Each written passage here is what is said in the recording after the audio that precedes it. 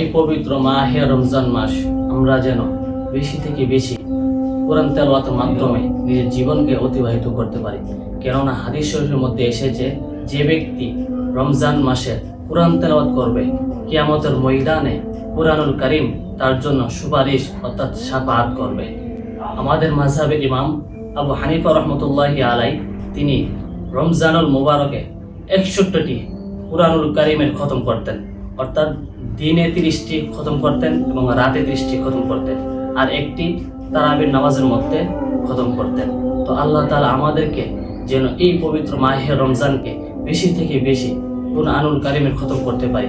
কেননা অন্যান্য দিনে কুরআনুল কারীমের একটি অক্ষর পড়লে 10টি নেকি, আর এই রমজান মাসে যখন আপনি একটি অক্ষর পড়বেন, এই রমজানের বদলতে আল্লাহ তাআলা আপনাকে 70 গুণ সওয়াব বৃদ্ধি করে দিবে। তো আল্লাহ তাআলা আমাদেরকে সবাইকে যেন এই রমজানুল মুবারকে বেশি থেকে বেশি কুরআন তেলাওয়াতের মাধ্যমে নিজের জীবনকে অতিবাহিত করতে পারি।